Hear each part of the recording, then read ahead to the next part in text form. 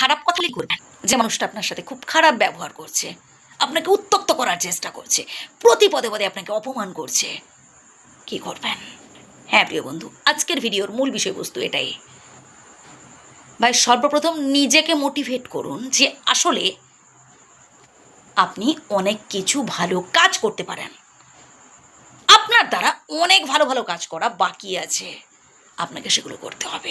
আর এর জন্য অনেক এইরকম আজে বাজে কথা শুনতে হবে। কারণ এই পৃথিবীতে ভালো মানুষের শত্রুতার অভাব থাকে না।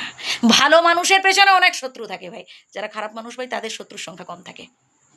আপনি যদি ভালো কাজ করার কথা ভাবেন তাহলে আপনার পেছনে শত্রু কম থাকবে না। অনেক সমালোচক থাকবে, অনেক নিন্দুক থাকবে, এটা স্বাভাবিক ব্যাপার। তাই যে যত বেশি সমালোচনা করছে তাদের আরও বেশি করে করতে দিন। আপনি একদম কুল থাকবেন, উত্তক্ত হবেন না। যে বাজার আপনাকে অপমান করা করছে, যে বাজার আপনাকে কটু কথা বলছে ভাই, আপনি চুপ থাকুন, আপনি আপনার কাজ করে যান।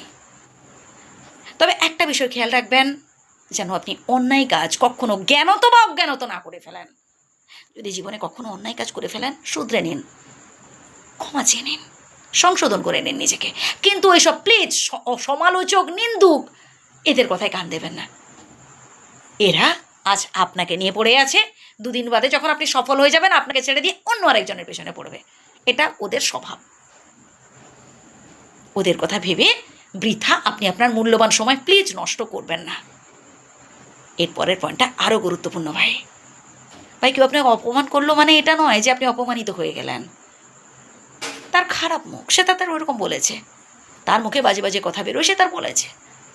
বাট আপনি ভালো মানুষ, আপনি যদি ওদের সাথে তাল মিলিয়ে মানে রেগে গিয়ে খুব রিয়্যাক্ট করে ফেলেন বা বাজে কথা বলে ফেলেন, সমাজে কিন্তু আপনার একটা রেপুটেশন আছে, সবাই আপনাকে অন্য চোখে দেখে, সম্মান করে, সবাই প্রশংসা করে, আপনাকে ভালো মানুষ জানে, ভাবে। এবার আপনি যদি খারাপ কথা বলেন আপনাকেই লোকে বেশি খারাপ ভাববে।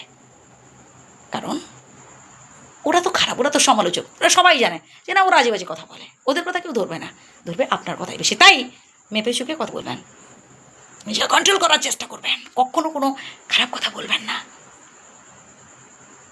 কুল থাকুন, সামনের দিকে এগিয়ে যান, চুপচাপ থাকুন, কর্মের দ্বারাই জবাবটা দিয়ে দেবেন।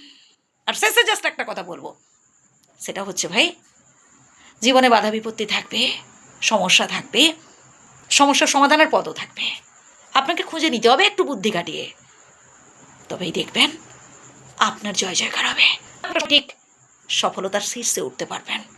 আমি বলছি ভাই, আপনার এই বোনটা বলছে। ভালো থাকবেন, আমার শ্রদ্ধা নেবেন।